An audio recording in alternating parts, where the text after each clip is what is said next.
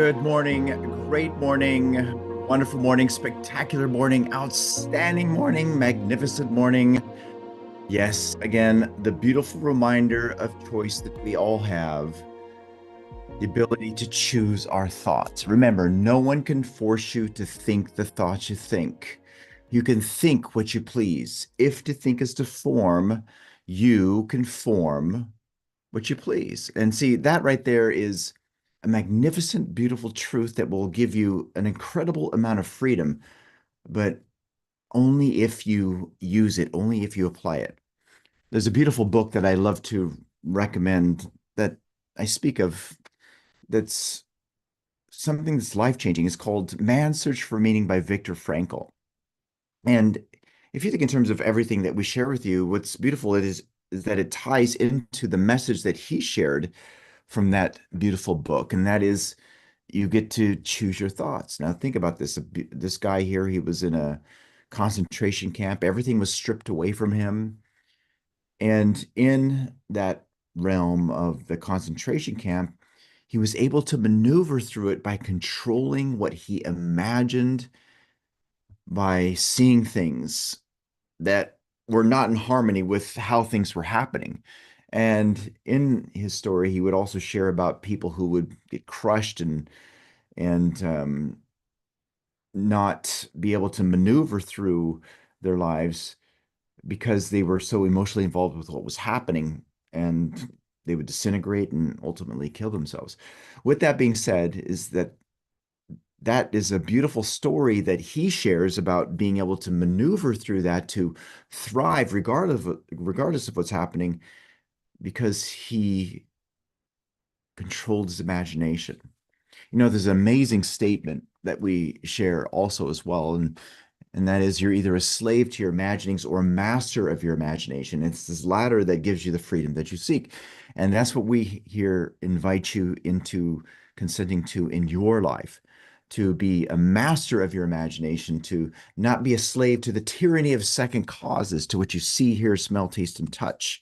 As what's shown here, you got these senses that are here. Instead, use your higher mental faculties and allow yourself to let the light in. And if you do, you will see some amazing changes in your life. But again, only if that's what you use. So anyways, what we've been studying here is this beautiful gem here. There's no such thing as self-sabotage. If you don't have a copy of this, make sure that you do get a copy of this and make sure that you do use it. Underline it, highlight it, because it will change a lot for you in your life in big, beautiful ways. All right, so let's go into where we are in this beautiful, wonderful book, this powerful book, and use what we're talking about here. Let me share this with you. Boom, and we'll go here. Now, I'm going to go over what we went through before.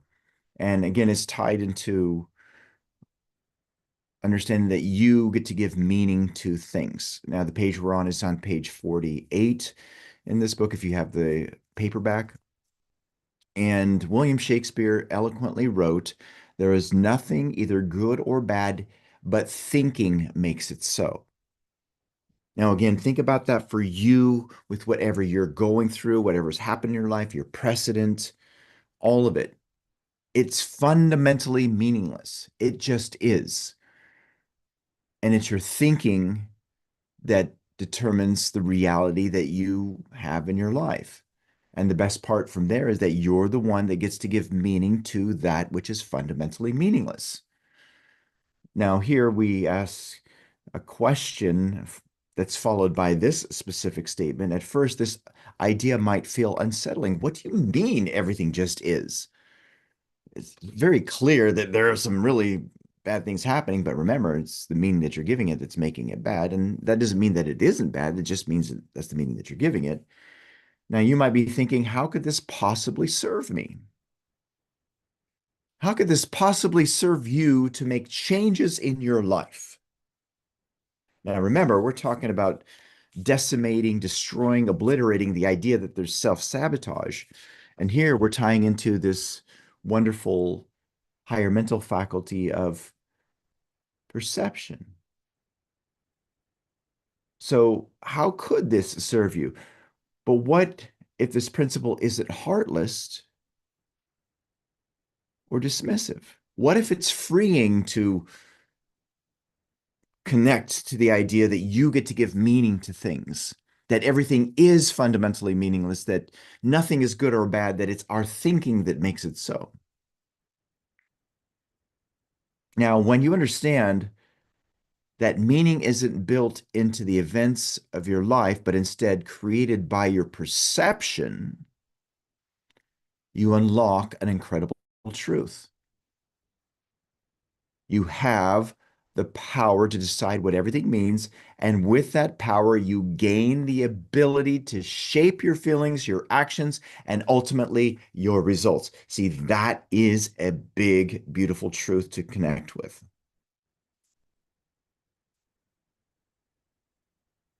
Write this in the first person. I have the power to decide what everything means. Type that in the comments.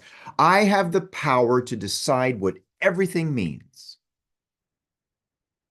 And with that power, I gain the ability to shape my feelings, my actions, and ultimately my results. Remember the fourfold order of the universe that was shared by James Allen as seed, plant, blossom, fruit. That's sowing, reaping, that's cause and effect.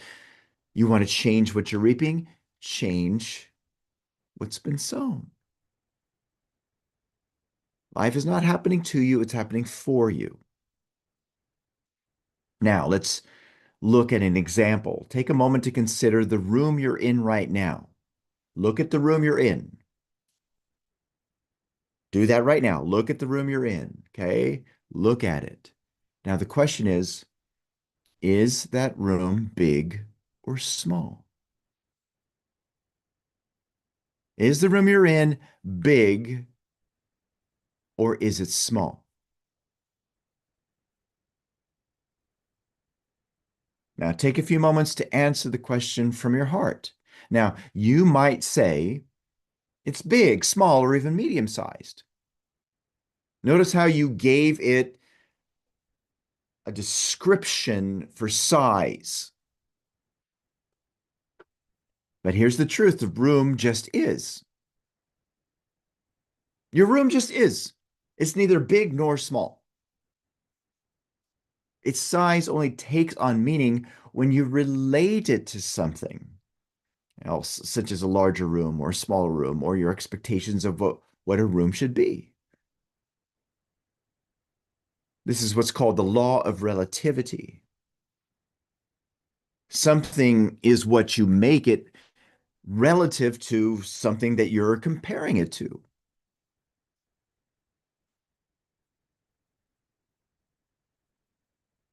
In other words, the size of your room is relative to your perspective or comparisons.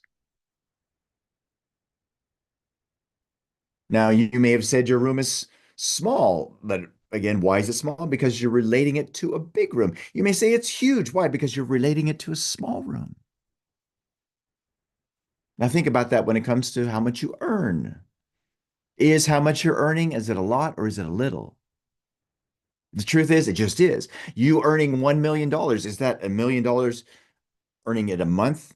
Is that a lot or is it a little? The truth is, it just is. There are people who earn $1 million with a simple phone call. Others, that's what they earn over their lifetime. Others, that's what they earn in a month. Now, this reveals something profound, and that is the meaning you assign to anything is entirely based on your perspective. See, your reality has nothing to do with the facts. It has to do with the meanings that you give those facts.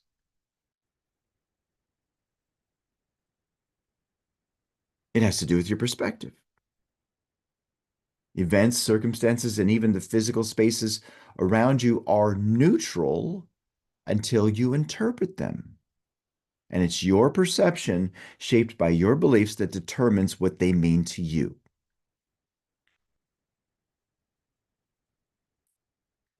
And again, guess who gets to determine the meaning?